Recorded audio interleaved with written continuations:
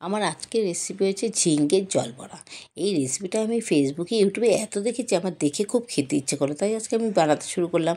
সেই রেসিপিটি তোমাদের কাছে নিয়ে চলে আসলাম। তাকে একটু কালো জিরা আর তোমার শুকনো লঙ্কা ফোড়ন দিয়ে আলুটাকে ডুমো ডুমো করে কেটে নিয়েছিলাম। ওই আলুটাকে আমি একটু ভেজে নেব নুন হলুদ দিয়ে। বেশ কড়া করে ভাজবো না, একটু হালকা হালকা ভেজে নেব। দিয়ে দিলাম 3টে কাঁচা লঙ্কা। এর মধ্যে এখন আমি দিয়ে দেবো পরিমাণ শুকনো মশলাগুলো দিয়ে দিচ্ছি। ধনের গুঁড়ো, জিরের গুঁড়ো, হলুদ আর পরিমাণ মতন লবণ দিয়ে এবার এটাকে ভালো মতন কষাবো।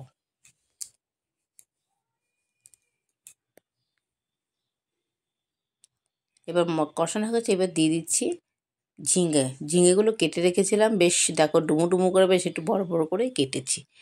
ঝিঙেগুলোর মধ্যে দিয়ে এবার আমি ভালো মতন এটাকে কষাবো।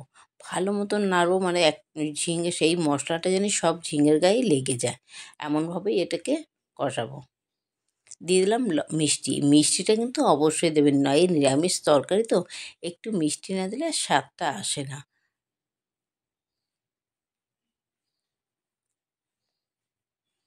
আবার অনেকে মিষ্টি খায় না, চিনি খায় না, না দিলেও হয়, অসুবিধা নেই, কিন্তু মিষ্টিটা দিলে স্বাদটা বেশি লাগে।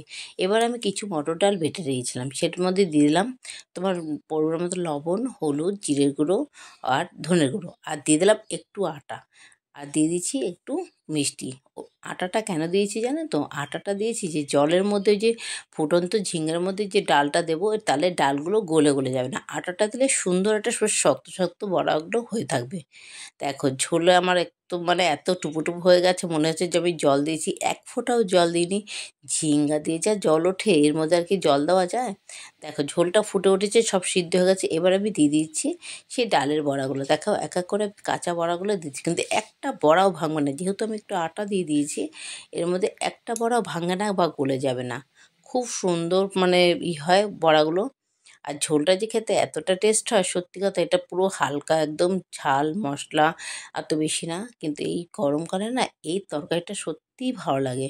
আর বেশ পেট ঠান্ডাও থাকে। ঝিঙে তরকারি এমনিই খাওয়া ভালো, সবাই বলে ঝিঙে তরকারি শরীর ঠান্ডা থাকে, পেট ঠান্ডা থাকে, সত্যি তাই। দেখো আমি বড়াটা দিয়েছি, একটা বড়াও কিন্তু ভাঙিনি, আর তরকারিটা দেখতে দারুণ লাগছে। আর এটা রুটি বলো ভাত বলো, এটা সব কিছুতেই ভালো লাগে খেতে। এটা রুটি বা ভাত দিয়ে ভালো লাগে, ভাত দিয়েও ভালো লাগে, রুটি দিয়েও ভালো লাগে, এটা সব কিছু দিয়ে ভালো লাগবে। কিন্তু দেখতে কিন্তু অসাধারণ যেমনি হয়েছে, খেতেও কিন্তু সত্যি দেখা তো পুরো ঝিঙ্গে আলু পোস্তের মতন তরকারিটা হয়েছে, কালারটা এরকমই এসছে। বড়াগুলো কিন্তু একটা বড়াও ভাঙেনি, এত সুন্দর। যেহেতু একটু আটা দেওয়া হয়েছে, কিন্তু শুধু ডাল দেওয়া থাকলে পারে না একটু গলে গলে যায়, কিন্তু এটা একটা বড়াও গলে যায়নি, এত সুন্দর এই বড়াগুলো হয়েছে। আর তরকারিটা খেতে দারুণ লেগেছে, সেটি তোমাদের সাথে শেয়ার করলাম। ভালো লাগলে একটা লাইক করো।